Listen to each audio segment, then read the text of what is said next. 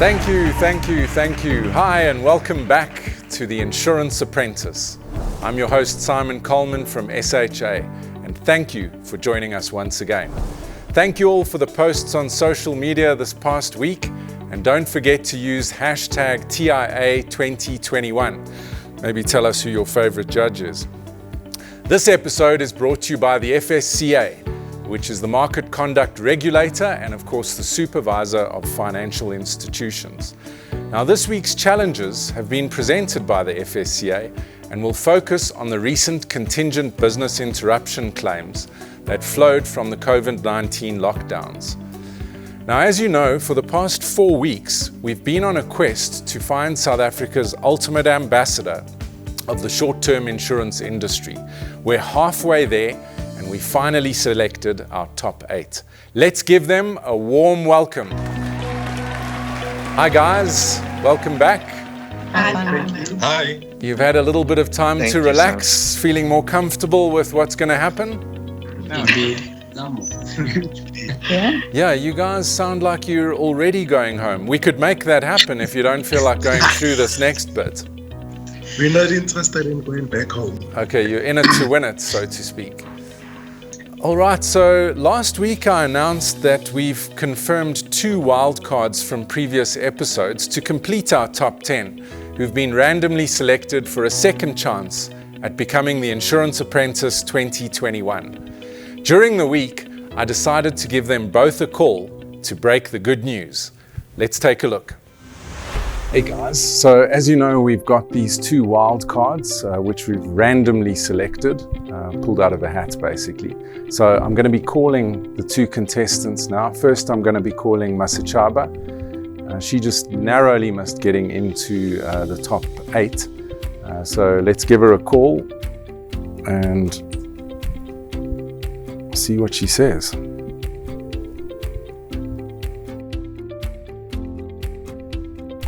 Masechaba. Oh my God. Yeah. Hello. It's Simon. How's it going? Good, how are you? Yeah, good, thanks. I'm in my pajamas. Well, this is brilliant. So, the reason I'm calling you is because I like to phone all the losers. I just get a kick out of it, really. That must be fun. So let's not take too long. I've got 50 more calls to make. Yes. No, I'm just kidding. I've got some good news and some bad news. What do you want first? Bad news first. Let's end on a high. Okay, the bad news is you're going to be stuck with me for another month or so. Because the good news is you're one of the wildcard competitors and you're going to be coming back and joining us for the rest of the competition. Oh, are you serious? Yeah, I'm serious. Oh my goodness. Sorry, I just you're doing your homework. Okay, excellent. Well, I'll let you gather your thoughts and get back to whatever you were doing in your pajamas. And we'll see you in the next episode. Thank you, Simon. Okay, have a great evening. Oh, thank you. You too. Bye. Bye. All right, let's give John a call. He's our next wild card. Hope he answers. Come on, John, pick up. If John doesn't answer, he's out of the competition. Hey, John. Hi, Simon. How's it going, man? Well, thank you, yourself. I like to phone all the losers afterwards and just find out if they're okay. You're right. Just check on the live. Well, look, John, I've got some good news and a little bit of bad news for you. Which do you want first? I could do with some good news. Okay, well, the good news and the bad news, I guess, is that, we've got a couple of wild cards that we give away at the end of the first round. So we have 8 finalists. We're still short 2. I've just made another call, and you are the 10th finalist. So you're coming back to the studio for the next few episodes. Like I said, that's my 4th time. I've really gone and tried to upskill and reinvent myself. And it is quite a massive relief to just get this amazing news. Well, you're in with a chance now, man, and best of luck to you. I'll see you in the next episode. Thanks so much, Simon. See you soon. Cheers. Thank you to the rest of the team as well. Pleasure. Bye. Okay, bye-bye.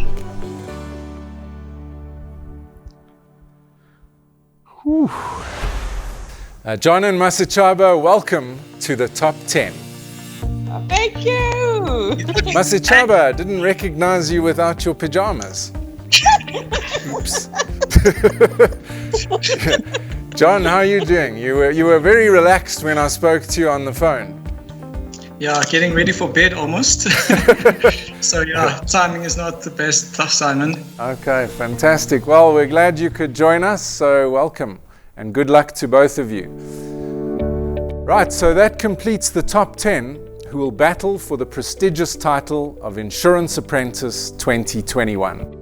Aside from the honor of making it into the finals, all 10 contestants will be getting a professional profile photo shoot sponsored by AIG, Santam gift bags, Batu vouchers valued at 1,000 Rand from Simply Financial Services, and Ultraverse is also giving away professional coaching and mentorship packages. So congratulations to all of you for making it this far. Thank you so much. Thank you. I see you getting excited, but before you do, not only do you have to make it through another grueling round of rapid risk, but you also have to survive a brand new challenge that is going to test you like never before. But before we get there, it's time for rapid risk.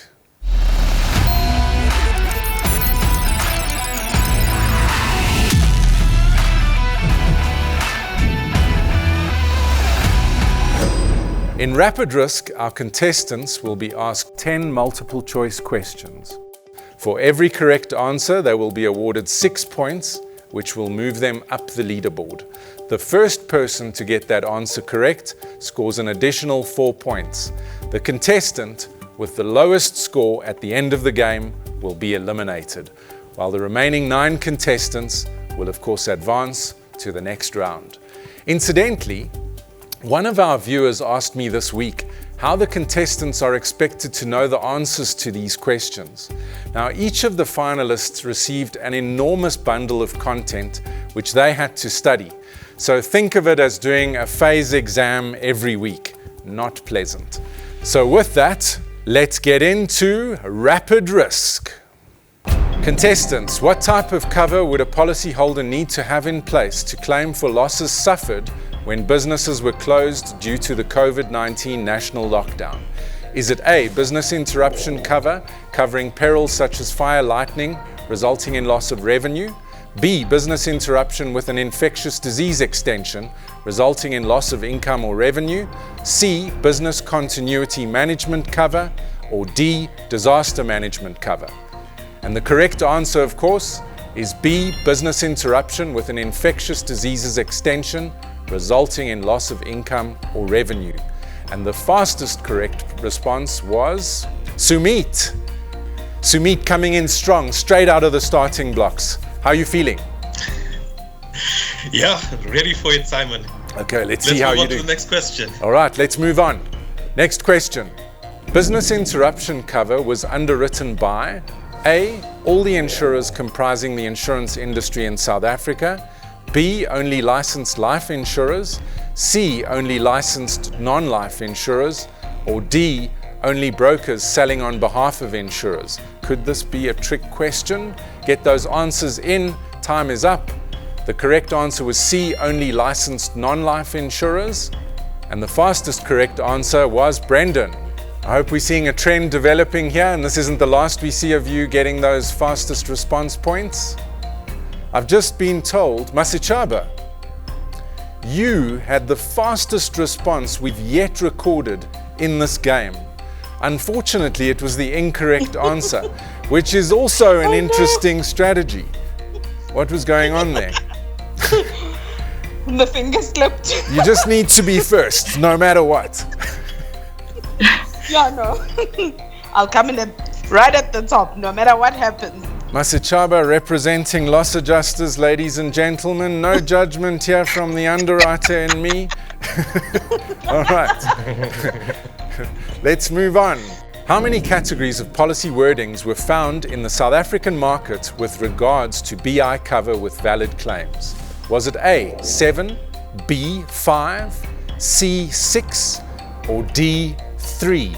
Very specific answers being requested here. All right, the correct answer was C, 6, and the fastest response, bonus points going to Masichaba. What is this? Everybody having a go at getting these bonus points. Game on, Masichaba. Yes. All right, next question. Complete the sentence. The BI matter should have been investigated by A, the Prudential Authority only. If BI claims were paid, it could have resulted in insolvency for insurers. B, by National Treasury only, because issues of this nature require significant policy changes. C, by both the FSCA and the Prudential Authority, as this issue cuts across policyholder rights and the solvency of insurers. Or D, by the FSCA only, because this impacts the rights and protection of policyholders. Which is it? The correct answer was C, by both the FSCA and the PA. And the fastest response and those critical bonus points was John. John, out of the starting blocks. One of our wild cards. Wild cards is on the cards. All right, next question.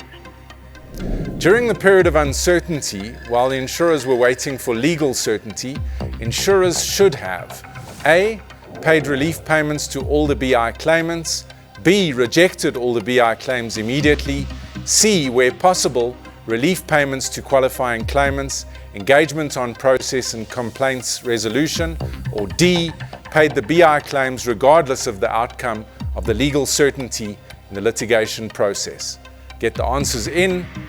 All right, there were 6 correct answers there. The correct response we were looking for was C, where possible, relief payments to qualifying claimants. And the fastest response in that round was Brendan. Thanks. I don't know, you've got this kind of smile on your face like you know stuff. Is it preordained in some way? Well, let's hope so. Right, next question. The FSCA asked insurers to consider the following factors when assessing the burden of proof. Was it A, whether the burden of proof amounts to a barrier to policyholders? B, consider obtaining proof itself? C, reduce some of the requirements for proof? Or was it D, a combination of A and B? Get your answers in. And the correct answer was D, which was a combination of A and B. And the bonus points in this round, Masichaba again, the trifecta. Masichaba, you're doing extremely well here. Don't you think you should throw a few crumbs to your competitors? Please. I did make that one mistake. Oh, the deliberate mistake, guys. You need to gather those crumbs as they fall from the table of Masichaba. The mini cheddars. Right. Kevin, let's have a quick chat. Apparently, your strategy was to wait until the last second before you logged that absolutely critical wrong answer. What were you thinking?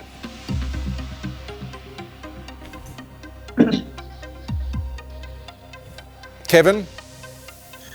The thing is, I read it, so now I'm thinking I want to choose the right answer, but now I can't remember it. So I can't bring myself to bring back I know the feeling. Your brain had muted your hands. It's common in these types of events. Let's move on to the next question.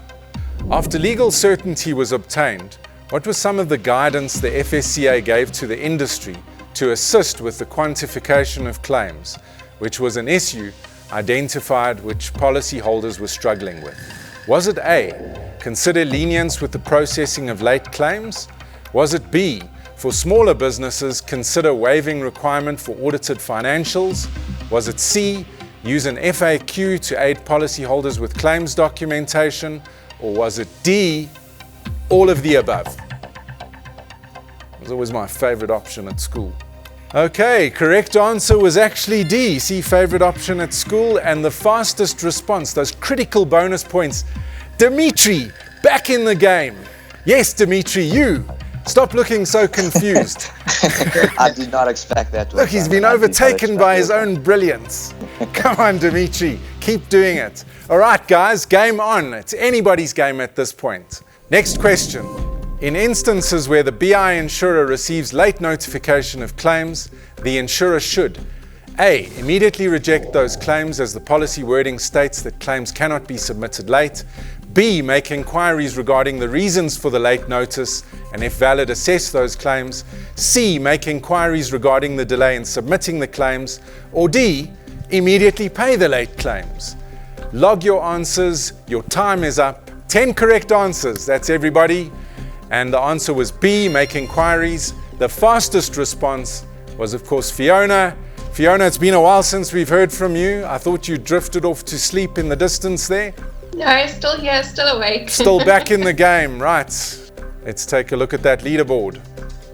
Melissa still rooted to the bottom, but only 12 points away from Anele and Kevin. So a fastest response could really change things at the bottom of the table. Up at the top, we still have Masechaba, our wild card, still in the lead.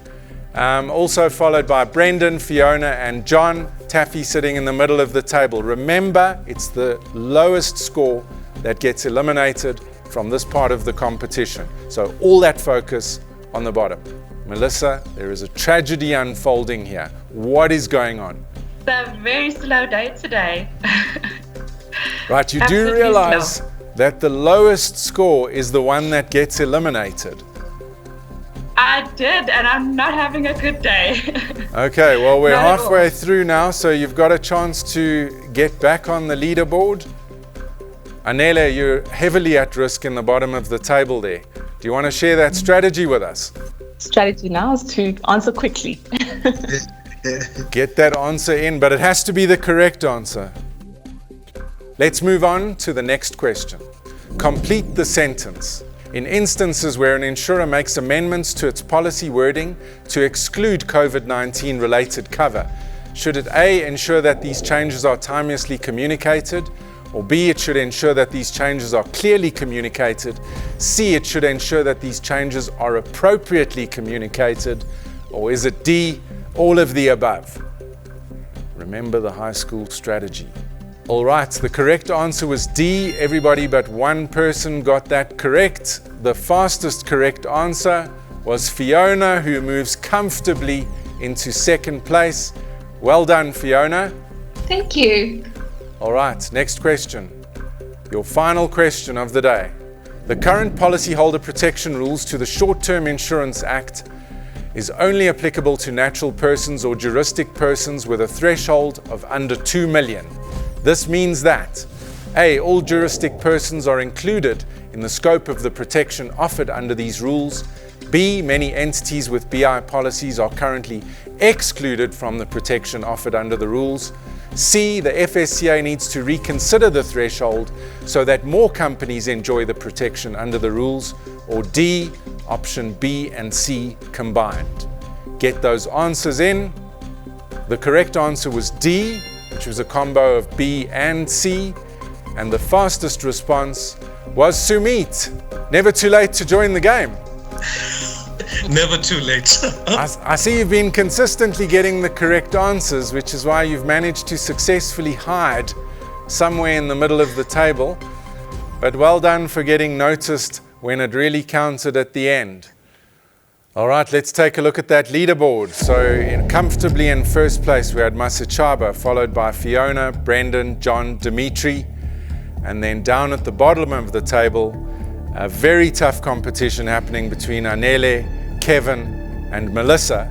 Melissa trying to make a comeback at the end, but I'm afraid you've been found to be unfit and improper. You've been debarred and dismissed. Melissa, it is time for you to leave the competition. Goodbye. Coming up after the break, we meet our judges who will finally be joining me in the hot seats as we introduce our new brutal challenge for the remaining contestants. We'll be right back. What used to be known as the Financial Services Board, or FSB, is now referred to as the Financial Sector Conduct Authority, the FSCA. While the FSB was responsible for regulating non-banking financial institutions, the FSCA now has a broader mandate and a responsibility towards regulating all financial institutions, this including their conduct and the way they treat their customers. The regulator has in the past faced numerous challenges, among those is being labelled as a reactive entity. Thus, the new strategy caters for such. And coupled with delivering efficient and timeous industry regulation, keeping up with technological advancement is also high up on the FSCA agenda. And welcome back to the Insurance Apprentice. We continue our quest to find the ultimate ambassador of the short-term insurance industry. And joining us this week, from the FSCA, please welcome Mahompi Rapasha. Welcome, Mahompi. Thank you, Simon. Good to be here. Why was this important for you guys to sponsor this task as the FSCA?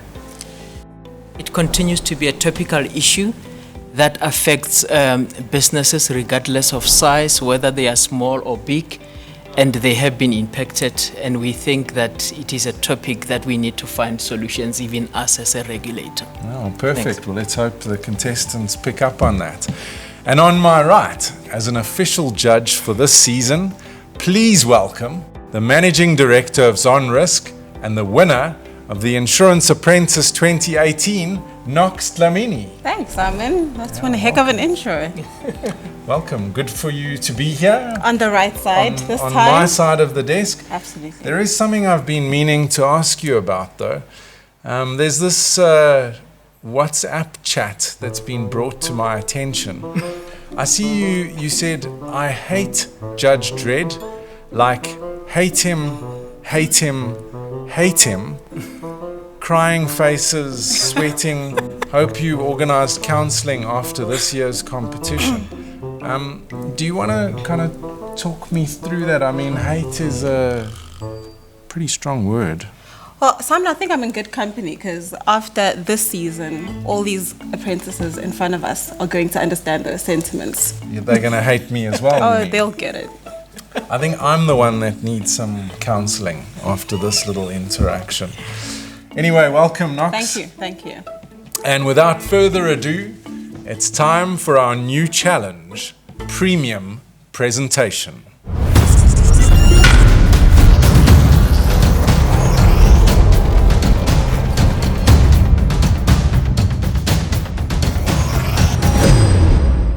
And in Premium Presentation, the contestants are divided into two groups. Following a brief from our episode sponsor, each team will be given 5 minutes in a private breakaway room to construct a spot presentation using their collaborative insurance expertise. Each team will have 4 minutes to present, and the time must be divided equally amongst the team members. Now, as you can see, we also have buzzers in front of us. If the team's presentation is poor and deviates from the brief, the judges, myself included, may hit the buzzer at any time. If a team gets 3 buzzers, they will have to stop their presentation immediately. After each presentation, the teams will receive feedback from the judges. We will then deliberate and decide on the losing team, sending the weakest contestant packing. All right, I'm going to hand over to you now, Mahompi. Thank you very much, Simon. My name is Mahompi Rapasha. I head up the insurance supervision at the FSCA. Today's task is very interesting. I like it, and then I hope you will also enjoy it. It's on business interruption. As you know, this is a topical issue at the moment. So what I want you to do is to cast your mind back to last year when the government imposed the national lockdown in March, which impacted a number of businesses, and that resulted in non-life insurers that provide business interruption cover receiving numerous claims. So today's task, I want you to pretend as if you are an employee of the FSCA. You are going to advise me on specific issues. The one thing that I don't know and I want to know from you is what are the causes or the cause of the dispute between non-life insurers and their policyholders. And I also want you to go a step further and tell me how non-life insurers, intermediaries, and reinsurers caused that dispute or contributed to that dispute. So that's the second part of it, how they contributed or caused that. And then finally, the last part of the task then is the lessons learned for the FSCA. What can the FSCA do in relation to each of those stakeholders that I've mentioned? I want you to keep in mind that there will probably be challenges that the FSCA will face, and then I want you to highlight those challenges to me and how we can overcome those challenges. Thanks, Mahompi, and absolutely critical and extremely relevant task today. So you've already been divided into 2 teams. You'll have 5 minutes in your breakaway rooms. Use it extremely wisely. So in Team A, we've got Fiona, Anele, Dimitri, John, and Kevin. And in Team B, we've got Masachaba, Taffy, Brendan, and Sumit. Your time starts now. Knox, what do you reckon? What would you be going through right now if you were taking part in this? Absolute terror. I mean, first is the fact that the FSCA unexpectedly is the first real that's task always that one they of have. the tougher ones. Right, yeah. so I think that's going to throw them off a little bit. Yeah, we've got 1 minute each. Guys, Can you see the Can you see the PowerPoint document? No. No, we can't. So the first question is anyone else happy to share their presentation, or you happy that I do so? We don't have any reinsurers, unfortunately, which is one of the parties you referred to. We got a pretty good mix of broker and insurer. Who do you think is going to benefit from their field that they work in? I think maybe insurers, those that are coming from insurance companies. But it's not everyone coming from an insurance company, because it's not all insurance companies that provide this CBI cover. Sorry to bother you, to jump in, Kevin. It's not misrepresentation, but it is Interpretation. Interpretation, sorry. Interpretation, yeah. Yes, so everybody agrees on the interpretation by the customer and insurers of the policy wording with these clause is the main clause. I think it's very important to realize that when we were discussing this with the insurance industry, we got the sense that insurance companies were likely to follow the approach that is adopted by their reinsurers. Policyholders, on the other hand, felt that it was unfair to limit the effect of the claim itself, to limit the claim itself to one particular outbreak within a specified radial limit.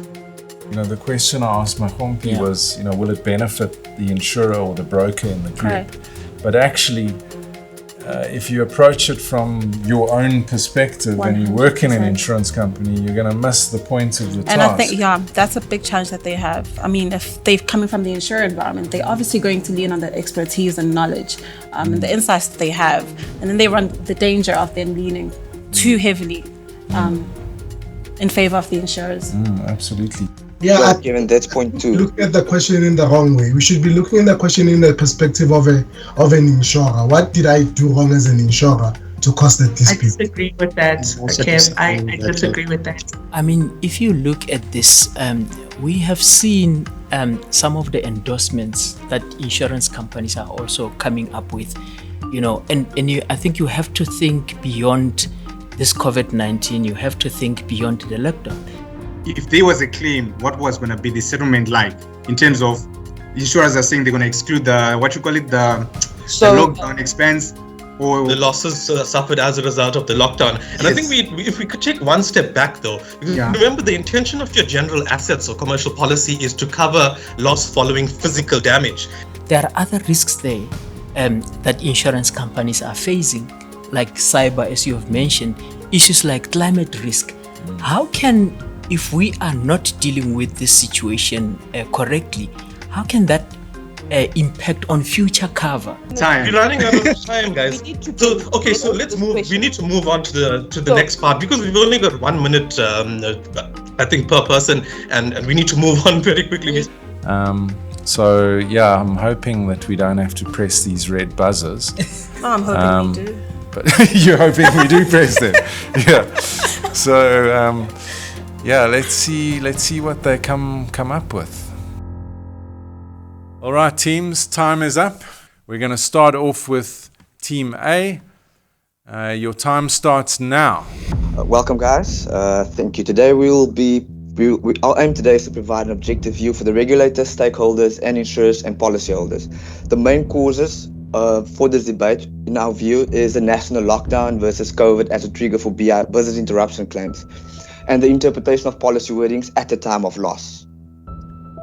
So as the FSCA, we've picked up that the main causes of disputes mainly came from the various interpretations coming from insurers, reinsurers, intermediaries, brokers, as well as the customers on the policy wordings and the CBI extensions. The validity of claims submitted was also dismissed by many insurers when there was a lack of understanding on what classified a claim. Various stakeholders in the various aspects, being the insurers and reinsurers, were awaiting legal certainty and the type of claims that were submitted there. There were many conditions that also applied to delay the processes and outcomes, and a large exposure was carried by insurers who weren't able to carry a risk themselves and then relied on reinsurance.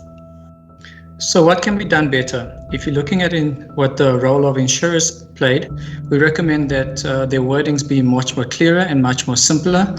We also recommend that the FSCA play a bigger role in reinsurance agreements, as this will enable insurers to be able to make a decision and the FSCA to make a decision as well, instead of having to wait for legal certainty from courts, making the process or speeding up the process as well.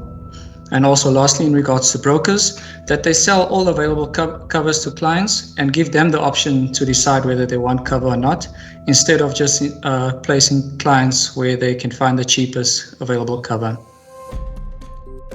So the outcome and the way forward for the FSCA with the rulings that have come forward so far is to continue to keep insurers accountable in order to maintain that the financial sector can remain stable, to ensure that customers are fully informed and educated of the products that are available to them, and to ensure that TCF, treating customer fairly, remains at the front of mind for all institutions operating in the financial services space.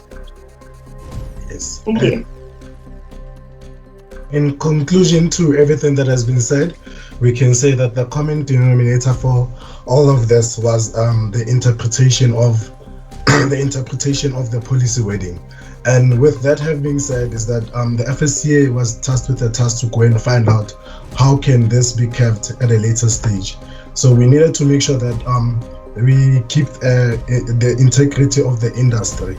So in keeping the integrity of the industry, we are not biased to either the insurer or the customer. So we needed to come up with a fair outcome. So we found out that in future, we need to make sure that we communicate clearly to our customers and we try to keep things simple for them to understand.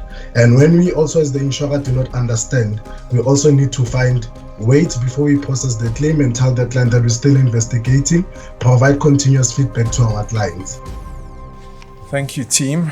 All right, let's see. We got any questions? Mahompi, anything from you initially? You say that the FSCA should be more involved in reinsurance agreement. Currently, the FSCA does not regulate reinsurers. It regulates insurers. So I just want to understand, when you say we should be more involved in reinsurance agreements, how do you propose that we do that? It's a very difficult one to manage because there's so many parties involved, but I don't know if it's a direct involvement with reinsurers or whether it's just making sure that the insurers processes with their relationship with it could be a reinsurer or it could be multiple reinsurers in some instances.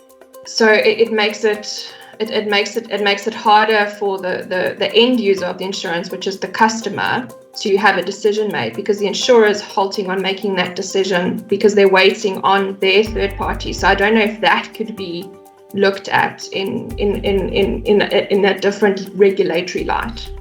The contract that the policyholder has a contract with the insurance company. So technically speaking, you wouldn't expect the insurer to be able to wiggle out of it just saying, look, we're waiting for our reinsurers. I know that this was a very special set of circumstances, but I'm not sure you're really answering the question. You know, how could the FSCA influence that transaction without being accused of overreach, I guess is what we're saying. I think from our side, we'd like the FSCA to provide a guideline to say, as the FSCA, we're saying that sort out whatever contractual agreements that you have in the background, they should not impact and affect negatively or prejudice the client. But how do I say to an insurer that the fact that your reinsurer is not coming on board cannot be used as an excuse? You must think of yourself as a conduct regulator, and your primary mandate is to have fair outcomes for policyholders. Thank you. I have a question. Do you think that the FSCA should be more, I don't want to use the word aggressive, but more forceful in making sure that there's no ambiguity in policy documentation? So broad of pandemics, that sort of thing. And if so, how would that happen, Dimitri? At the end of it all, our main concern and the main concern of the FSCA is for having the customers being treated fairly. And I mean, doing nothing about it will not help the point. So something will have to be done about it in order to ensure that the customers are treated fairly. The how is this? That's gonna take a bit of time to figure out, in my view. All right. Any final words from you, Mahompi? Yeah. Look, I think we hear what the challenge is, but the solution, which is also what we are looking for, we are not getting it from the team. There is further engagements that is required as to the how part. So striking that balance, it is challenging. I do understand, and thank you for your attempt. All right, thank you, Team A, for your presentation. Team B, the virtual floor is yours. Your time starts now. Good afternoon, judges. The main cause for the dispute between insurers and policyholders was the fact that the trigger event, whether or not lockdown was the trigger event in terms of the policy, is that was met with different interpretations from the policyholder and the insurers. The insurers hold the view that for the policy to be triggered, an identified case had to occur either at the premises or within a radial limit, and lockdown was not the trigger for that. While the policyholders believe that lockdown was a cause due to the fact that it was the government response to COVID-19. So hence, that was the main dispute between the two. In terms of the contributing factors, there were almost two camps of insurers. We had one group of insurers who came in and straight from the onset told the public that there was no cover under the policy for this event, and that was the end of their story in that regard, and that led to various legal proceedings. On the other hand, we had the insurers that had then not communicated their intention from the onset, and from these insurers we saw two problems. The first one being the delay. There was a delay in the registration of claims due to a lack of preparedness to deal with an event of this magnitude. And secondly, insurers went to go seek legal opinion on the interpretation of the policy and whether cover existed for these types of claims or for this event, and that then caused a delay between the communication of whether the insurer believed that there was cover under the policy or not. And this aggravated the insureds as they were sitting at home and wondering if their businesses would continue beyond the national lockdown, and were desperate for funds that they felt they were entitled to in terms of their policies to keep their businesses going.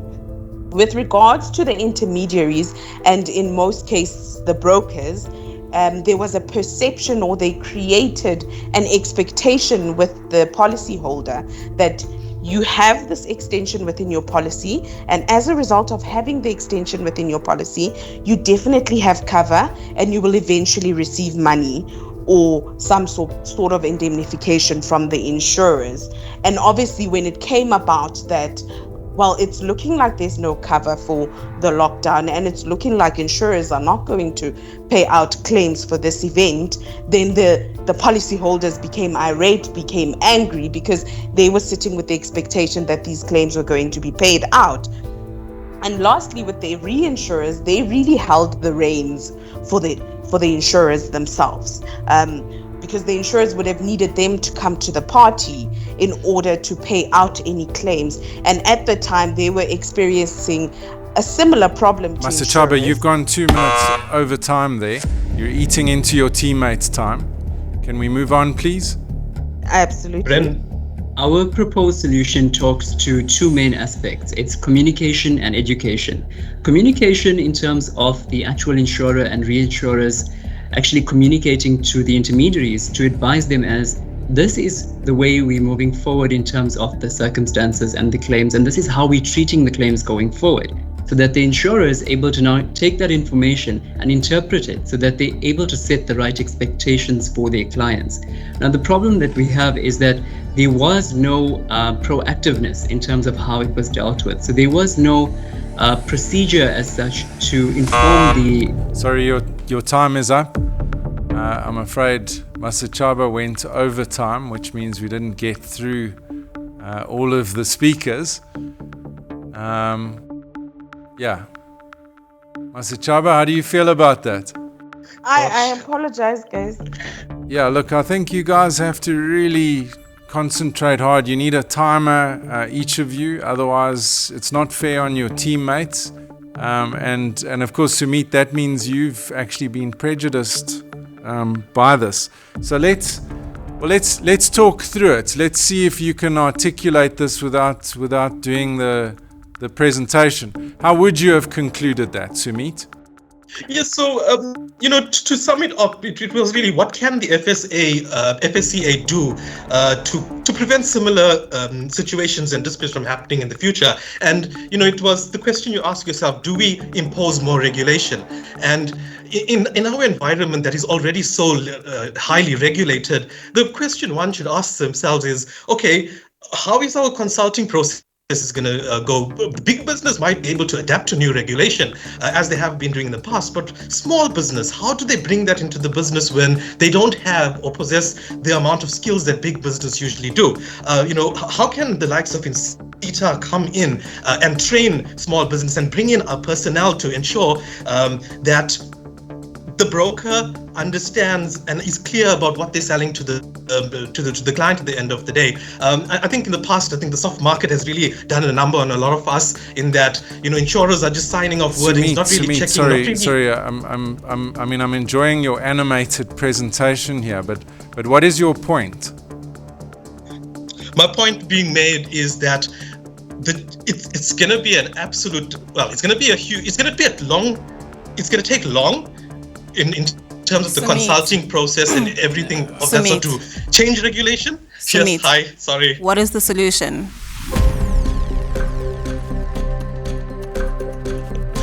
The solution is God. Now I'm God. Now we're going to have to get religious here, calling in higher powers to help us through this. The solution is training and development. I think that's the pillar, the foundation of everything. Training and development. That is it. Creative idea, put it on the table.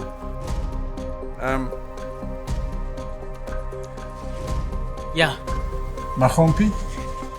the presentation was unfortunately, in my opinion, not quite well structured.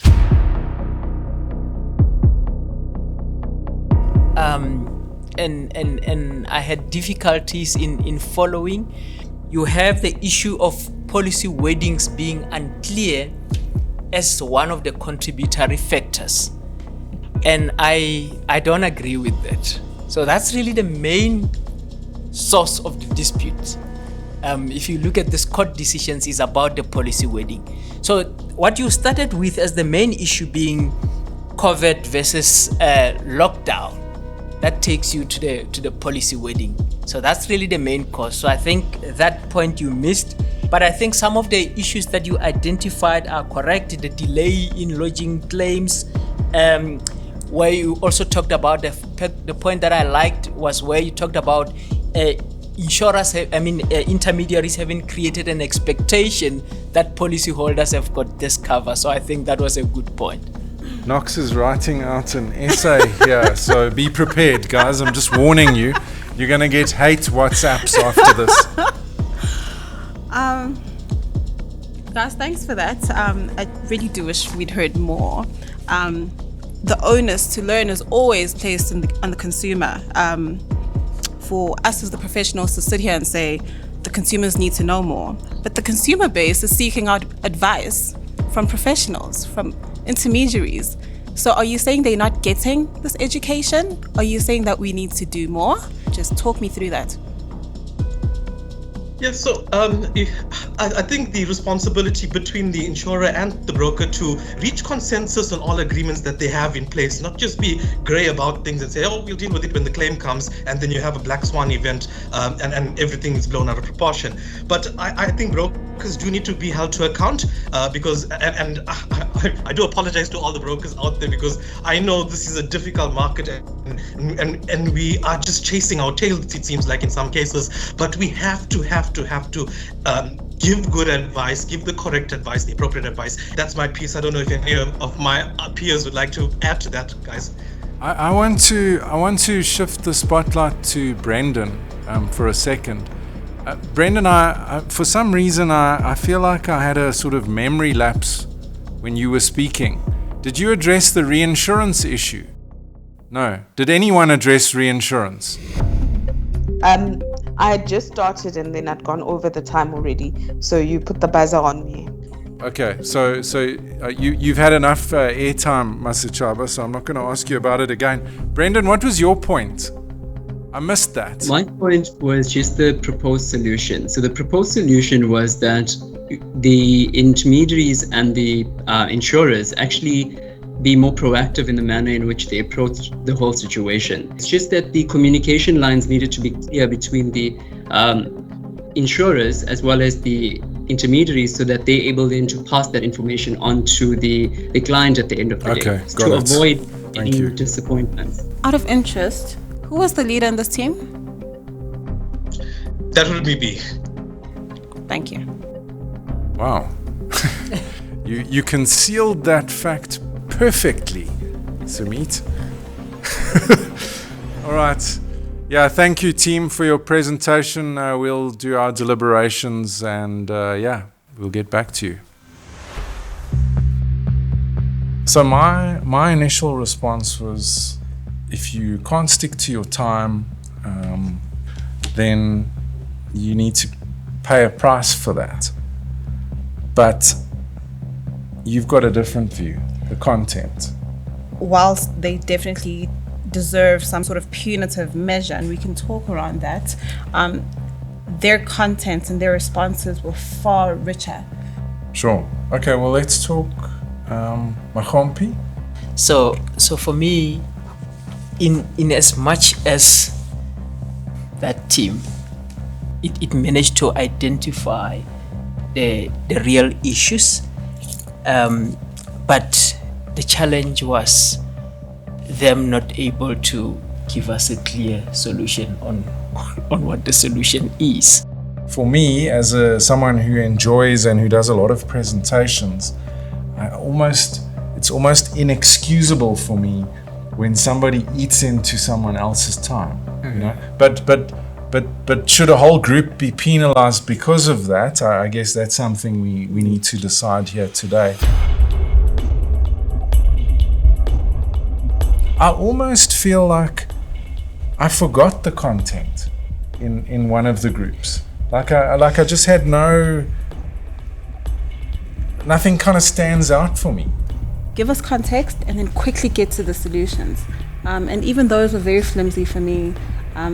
Very high level, greater dialogue with industry stakeholders, consumer education. Those are cop-outs. So it seems clear then which team wins today, which means we have to identify who's going home in the losing team. I think we can agree that we're looking at a bottom two. Yeah. I agree. Yeah. Okay. I think we're ready. Yeah. All right, welcome back, teams. That was, I think, I want to say interesting, but I'd be lying. So it wasn't really interesting at all. I thought both teams were quite poor. So, normally we have a lot of debate around who the weakest contestant is, but we had to have that debate about both teams, which I think was quite challenging. Yeah, I think for me what was interesting was just to hear that this is not only a problem that is affecting only South Africa, it's a global wide problem, and perhaps the solutions lie at looking even across the borders of South Africa, so that maybe possibly we can learn from other jurisdictions, and I think that point for me, I think it's very important. Yeah. Great. Knox, from you as a former champion.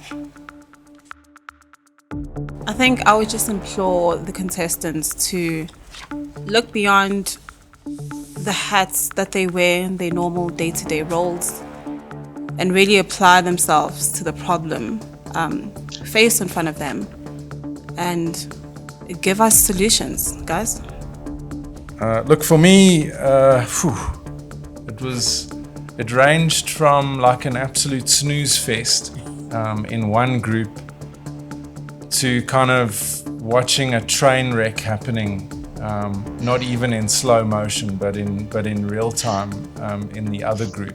I think what was kind of interesting for me, Masachaba, I think it's extremely poor form to eat into the time of your team members.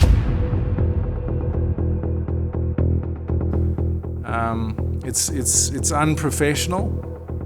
And if this was if we were doing presentations or talking to clients, to eat into your colleagues' time it's almost unforgivable. So I think that for me was probably a low point in watching these presentations today. However, I think what we have to acknowledge is that we can send someone home, but of course they have to be in the losing group. And I think I'm sure all the viewers at home will agree with this, whilst watching Team B was like that train wreck unfolding in real time, what was really interesting was that the content was pretty good. There was something behind the sort of flustered Sumit. I actually felt like I needed to take some kind of heart medication while I was watching you trying to regain your composure. You and me are like... It was just panic stations, but there was some good content in there. So yeah, I mean, in today's contest, Team B, you are the winners. in spite of the sort of frenetic way that it unfolded. So all of you are safe from elimination. Team A, like I said, proper snooze fest. I feel like someone roofied me just as I started watching the presentation. It was really difficult to focus. And in fact, when we were discussing the presentation, my fellow judges and I, it was kind of like we couldn't really remember certain individuals in the team. We couldn't. There weren't really any good sort of takeaways. We were looking for those nuggets of like value, and there was just nothing that really stood out. The only thing you really did well was timekeeping. And really, I mean, I have something on my wrist that does that even better than you do. But perhaps the biggest challenge was because we had a number of wallflowers in the group. The best that we could do was identify the two people with the lowest scores, and we agreed on that unequivocally. So our two bottom scores are Dimitri and Fiona. Between the two of you, it was I can't even say it was forgettable, because it was almost like I couldn't remember you participating in the presentation. So Anele, Kevin and John, I need you to write on a piece of paper who you think should leave the competition today.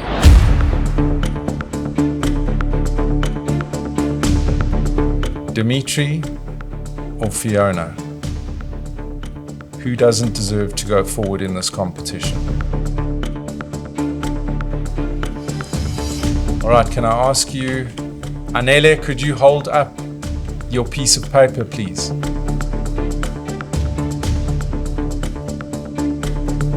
One vote for Dimitri. Kevin, could you please hold up yours to the camera? 2 votes for Dimitri. John, I'd like to see who you voted for, even though it's all academic right now. Fiona. All right, so that's 2 votes for Dimitri and 1 for Fiona. Dimitri, your business in this contest has been permanently interrupted without any coverage. Your journey ends here. Goodbye.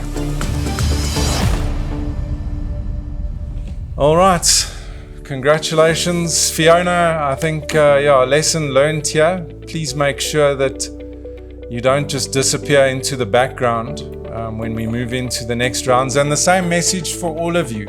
It was very, very tight in the scoring. And just because you were in, the winning group doesn't mean that you're all safe as we move into later stages of the competition. There were some low scores in the winning group, and as I said, timekeeping, failing in that is almost inexcusable. So well done to our top 8, who are now one step closer to becoming the Insurance Apprentice 2021. All right, so many thanks to our episode sponsor, the FSCA, and particularly you, Mahompi. I think Thank you. did a superb job as a judge, very relevant topic. And of course, I'd also like to thank our studio sponsor, Old Mutual Insure. So thank you all for tuning in, and join us next week where we crush some more dreams as we narrow down our top 6. So continue the interaction with us by sharing, commenting, and liking this episode. Remember the hashtag TIA2021.